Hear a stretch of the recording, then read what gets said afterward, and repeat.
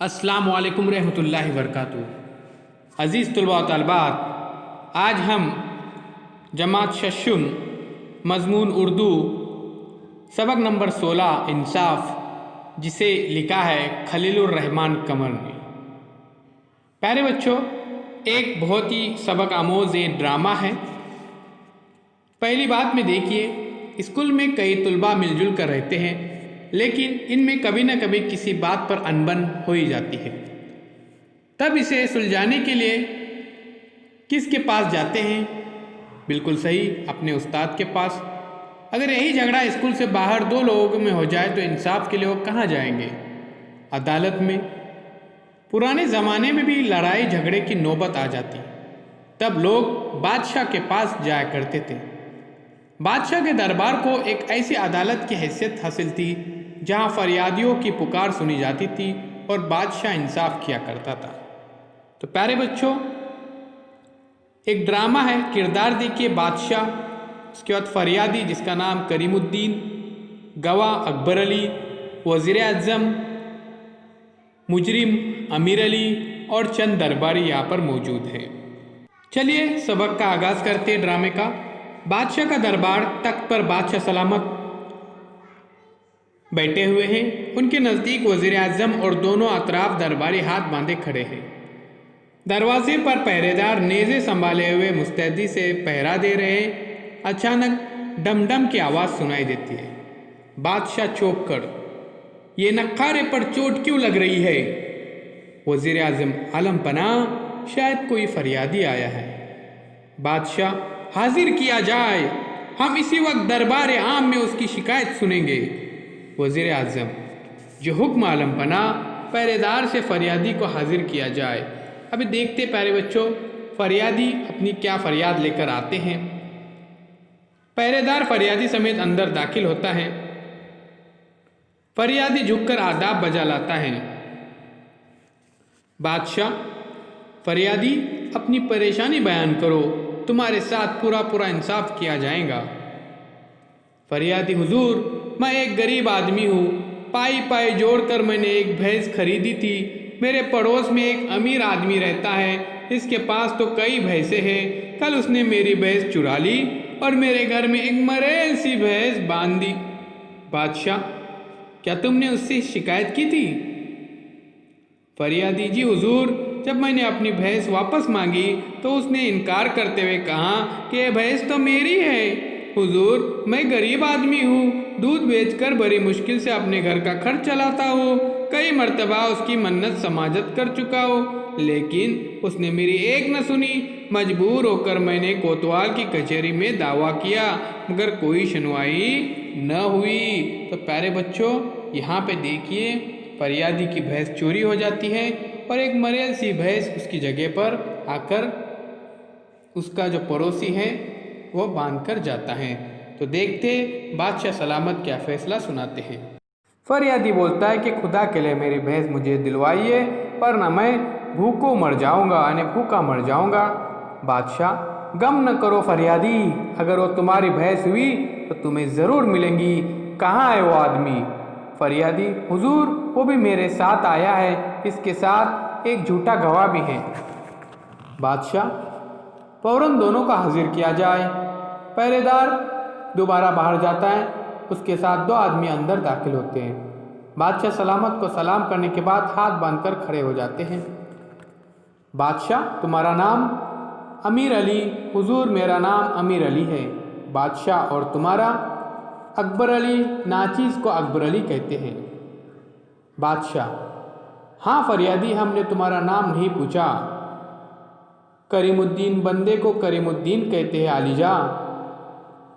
बादशाह, हाँ तो अमीर अली, करीमुद्दीन ने अपनी भैंस की चोरी का इल्ज़ाम तुम पर लगाया है, तुम इस बारे में क्या कहना चाहते हो? अमीर अली, आलम पना, मुझे अफसोस है कि उसने ऐसा घिनौना इल्ज़ाम मुझ पर आयद किया। मेरे पड़ोसी जानते हैं कि मैं कभी झूठ नहीं बोलता। मुझे चोरी करने की क्या ज़रूरत है? अल्लाह का दिया मेरे पास सब कुछ मौजूद है। इससे तो बेहतर था कि करीमुद्दीन मुझसे वो भैंस मांग लेता, मैं कभी इनकार न करता। हुजूर, मेरे मोहल्ले का हर शख्स जानता है कि मेरे पास एक ऐसी भैंस है کہ دودھ دینے میں اس کی کوئی مثال نہیں۔ کریم الدین: حضور یہ سراسر جھوٹ ہے، ایسی بھینس تو میرے پاس تھی جو امیر علی کی بھینسوں سے زیادہ دودھ دیتی ہے، یہ مجھ سے اسے چھیننا چاہتا تھا، آخر میری بھینس چرا کر اس نے اپنے تھان پر باندھ لی۔ بادشاہ: کریم الدین یہ بتاؤ جب تمہاری بھینس چوری ہوئی اس وقت تم کہاں تھے؟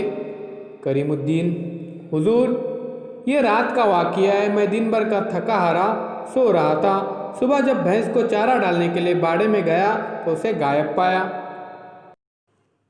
بادشاہ: تمہارے پاس اس کا کوئی ثبوت ہے کہ وہ بھینس واقعی تمہاری ہے؟ کریم الدین: نہیں حضور، میرے پاس اس کا کوئی ثبوت نہیں، میں غریب آدمی ہوں، کوئی میرا ساتھ دینے کے لیے تیار نہیں۔ بادشاہ: ہو تو اکبر علی تم کریم الدین کے بارے میں کیا کہنا چاہتے ہو؟ اکبر علی: حضور والا میں ان کا پڑوسی ہوں، میں اچھی طرح جانتا ہوں کہ ان کے آنگن میں بندھی ہوئی بھینس انہی کی ہے، یہ کیسے ہو سکتا ہے کہ ایک امیر آدمی کی بھینس کم دودھ دے اور ایک غریب آدمی جس کے پاس چارے کے لیے پیسے بھی نہ ہو اس کی بھینس زیادہ دودھ دیتی ہو؟ من گڑت کہانیاں بنا کر دوسروں کا حق چھیننا کریم الدین کی پرانی عادت ہے۔ بادشاہ: تمہیں کیسے معلوم ہے کہ کریم الدین من گڑت کہانیاں بنا کر دوسروں کا حق چھینتا ہے؟ اکبر علی: حضور ایک ماہ قبل اس نے میری بکری پر بھی قبضہ کرنے کی ناکام کوشش کی تھی۔ کریم الدین بلند آواز میں: حضور گواہ جھوٹ بول رہا ہے، اسے تو میرے پڑوس میں آئے ہوئے مشکل سے 15 دن ہوئے ہیں۔ اکبر علی: عالم پناہ جھوٹ میں نہیں یہ بول رہا ہے، میں 15 برس سے وہاں رہ رہا ہوں۔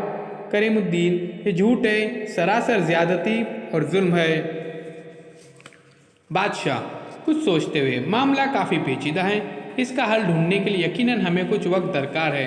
وزیر اعظم اس مقدمے کے بارے میں آپ کی کیا رائے ہے؟ وزیر اعظم: حضور دونوں فریقوں کی باتیں سن کر مجھے کریم الدین پر شبہ ہو رہا ہے، یعنی شک ہو رہا ہے۔ بادشاہ حیرت سے: ہو کیسے؟ وزیر اعظم: جیسا کہ کریم الدین نے کہا کہ اس کا ساتھ دینے کے لیے کوئی تیار نہیں، میری شبہ کی بنیاد یہی ہے، اس سے پوچھا جائے کہ ایسا کیوں ہے؟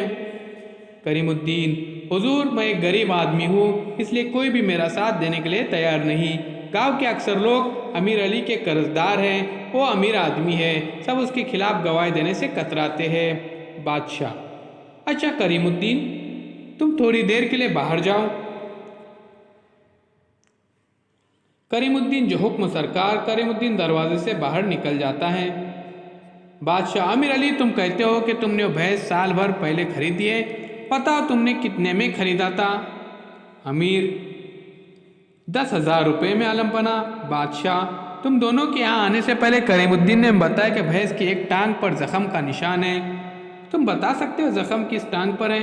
امیر علی گھبراتے ہوئے: جی ہاں عالم پناہ، اس کی اگلی دائیں ٹانگ پر واقعی ایک زخم ہے۔ بادشاہ: بہت خوب، کریم الدین نے یہ بھی بتایا تھا کہ اس کی دم پر کتے کے دانتوں کے نشان ہیں، کیا واقعی؟ امیر علی: جی ہاں حضور، ایک دفعہ میرے پالتو کتے نے اسے کاٹ لیا تھا۔ بادشاہ بلند آواز سے فریادی: کریم الدین کو حاضر کیا جائے، کریم الدین حاضر ہو جائے۔ کریم الدین: کیا بھینس کی ٹانگ پر کوئی زخم ہے؟ بادشاہ پوچھتا ہے۔ کریم الدین: جی نہیں عالم پناہ، میں اس کی بڑی حفاظت کرتا ہوں۔ بادشاہ: کیا اس کی دم پر کتے کے دانتوں کے نشان بھی ہے؟ کریم الدین: جی نہیں حضور، کوئی نشان نہیں ہے۔ بادشاہ خوش ہو کر: آخر ہم نے مجرم کو پا لیا۔ اکبر علی اور امیر علی ڈر جاتے اور امیر علی: تمہارا جھوٹ کھل گیا ہے۔